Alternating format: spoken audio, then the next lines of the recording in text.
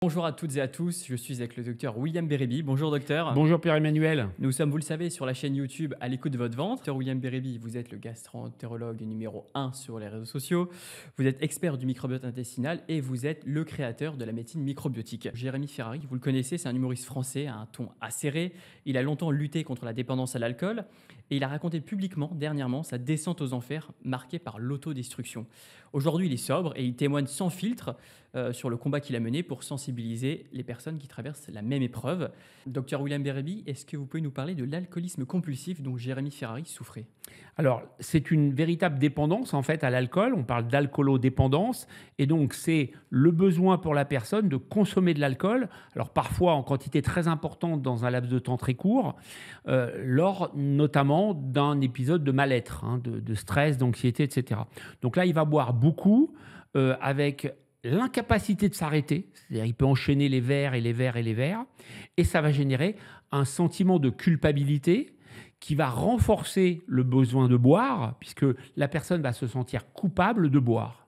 Et donc à ce moment-là, se met en place un cercle vicieux, puisque tout ça est alimenté sur un terrain plutôt de troubles anxieux. C'est des personnes qui peuvent être hypersensibles, avoir des traumatismes passés, un état de stress post-traumatique, etc. Et donc, en fait, ils rentrent dans un espèce de circuit où l'alcool est indispensable à consommer dans l'instant, très vite, en grande quantité.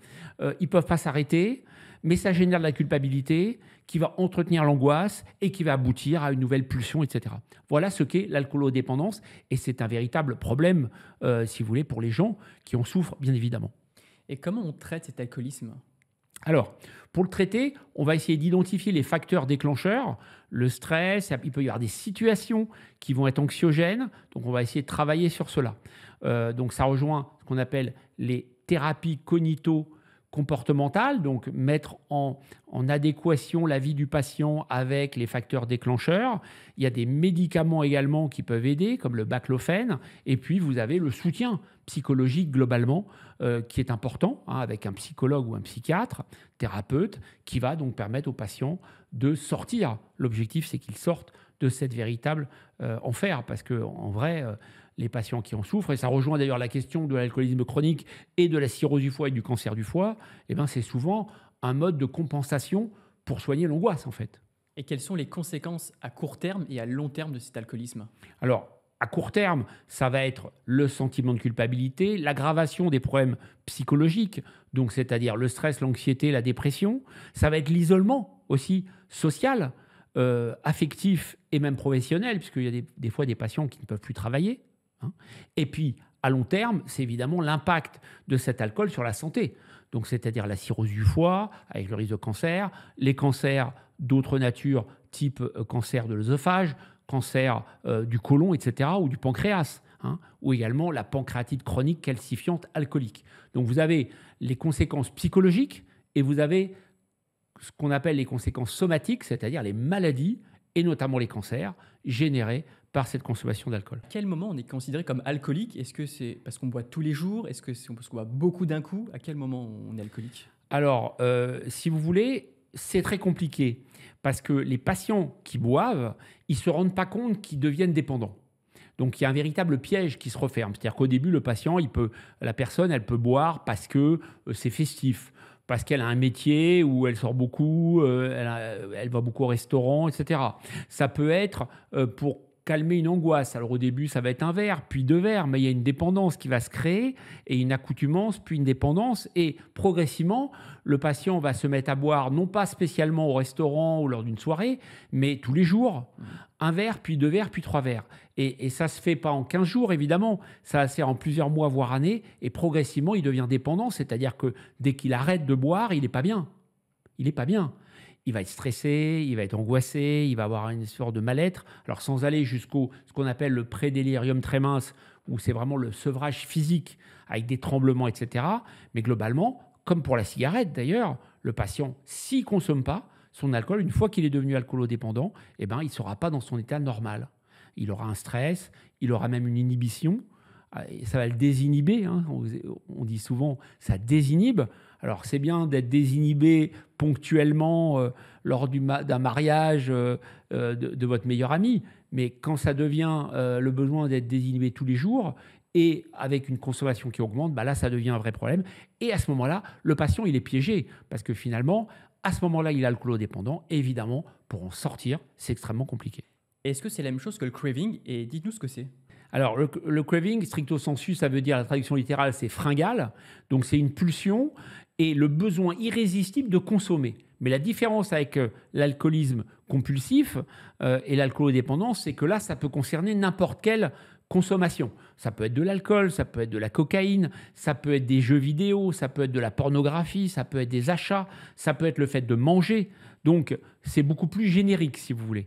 Et ce besoin irrépressible, en fait, que ressent la personne, va là aussi générer un cercle vicieux. C'est-à-dire que la personne est au repos, il va avoir un stimuli, par exemple un stress, et il va avoir, le besoin de consommer. Il va consommer donc différentes choses. Cette surconsommation va générer un sentiment de culpabilité qui va entretenir, en fait, le craving. Et ce craving, en fait, il est généré par le sentiment de plaisir que ressent le patient.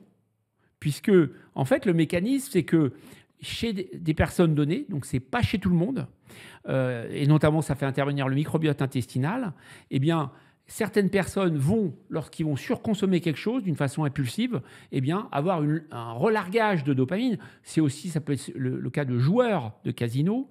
Et donc, à ce moment-là, ils vont avoir un relargage, si vous voulez, une synthèse de dopamine, l'hormone du plaisir, qui va être stratosphérique. Vous et moi, on aura une certaine quantité si on achète un vêtement, mais la personne, elle va rentrer dans une espèce d'euphorie et qui va faire qu'elle devient dépendante parce qu'il lui faut générer cette dopamine pour être bien. Quel rôle joue le microbiote intestinal dans le craving? Alors, le microbiote intestinal joue un rôle important dans le craving. C'est-à-dire que quand vous avez un déséquilibre du microbiote, globalement, ça va avoir comme conséquence une diminution de la synthèse de la sérotonine, qui est l'hormone du bonheur. Et donc, vous allez avoir un trouble de l'humeur qui va vous pousser vers le besoin de stimuler, de fabriquer de la dopamine. Premier point. Donc, au niveau des zones frontales, qui sont un peu les zones d'excitabilité, il va y avoir une anomalie de fonctionnement entre l'intestin et le cerveau. Je rappelle ici que l'intestin et le cerveau communiquent en permanence avec notamment le nerf vague, à travers le nerf vague et 200 millions de neurones qui véhiculent des informations. Et de ce fait, vous allez avoir moins de sérotonine et le déséquilibre, quel qu'il soit d'ailleurs, quand vous avez un déséquilibre du microbiote, ça va favoriser le craving, ça peut être l'envie de manger. On sait très bien que les patients qui ont une dysbiose intestinale, c'est le nom technique, peuvent consommer beaucoup plus d'un coup de sucre. Ils peuvent manger 3-4 paquets de gâteaux, etc. Pour l'alcool ou une drogue ou autre consommation que ce soit, c'est le même mécanisme. Et donc, le microbiote intestinal joue un rôle important et le rééquilibrer va être important également en termes de prébiotiques, donc alimentation, notamment riche en fibres végétales, et puis certains probiotiques. Donc oui, le microbiote intestinal joue un rôle dans ces phénomènes de dysfonctionnement de l'axe intestin-cerveau et en particulier de craving. Comment gérer nous-mêmes le craving? Alors, ça ne survient pas chez tout le monde, heureusement, puisqu'il faut des facteurs, un terrain, on va dire, avec un terrain psychologique un peu plus fragile, entre guillemets, plus de stress, plus d'anxiété, une dysbiose intestinale le favorise, etc. Ce qu'il faut savoir, c'est que le craving, il y a une particularité, c'est que ça peut passer. C'est-à-dire que le but, ça va être de tenir pour éviter de rentrer dans la surconsommation. Donc souvent, le craving, au bout de 10 minutes, va passer. Donc, il faut à ce moment-là, imaginons que vous ayez une envie répressible, je ne sais pas, de consommer, de fumer ou de manger des paquets de gâteaux ou de l'alcool, vous allez sortir, par exemple, vous allez vous mettre à courir. Vous êtes à la mer, vous allez vous mettre dans l'eau, vous jeter dans l'eau. Pour essayer de passer ce cap de 10 minutes, parce qu'il y a tout un système de récompense que vous allez bloquer en quelque sorte, et ça va éviter l'apparition du craving et donc la surconsommation du produit en question, qu'il soit alimentaire, alcoolique, jeux vidéo, etc. Est-ce que la consommation d'alcool aggrave la dysbiose? Alors, si vous en consommez ponctuellement, non, mais si vous avez une alcoolodépendance ou un craving, oui. Et donc, en fait, la consommation d'alcool excessive va aggraver encore la dysbiose, rendre l'intestin poreux, ce qui va aggraver donc la communication avec le cerveau, et vous rentrez à ce moment-là dans un cercle vicieux dont il est plus difficile de sortir. Donc évidemment, c'est une lapalissade que de le dire, mais plus on sort tôt de ces problématiques-là, mieux c'est, bien évidemment. Et c'est pour ça qu'il faut avoir recours à certaines thérapies. Et Dr William Bereby, est-ce que vous pouvez nous parler maintenant du traitement contre le craving? Alors, il y a les thérapies comportementales, vous avez les médicaments, mais vous avez des choses un peu spécifiques. Vous avez, alors, il y a des applications d'aide, Stop Craving par exemple. Vous avez la méditation en pleine conscience, par exemple. Donc, si vous habitez à la campagne, vous sortez, vous allez dans une forêt et vous vous mettez au pied d'un arbre, par exemple, le temps que ça passe, que cette pulsion passe.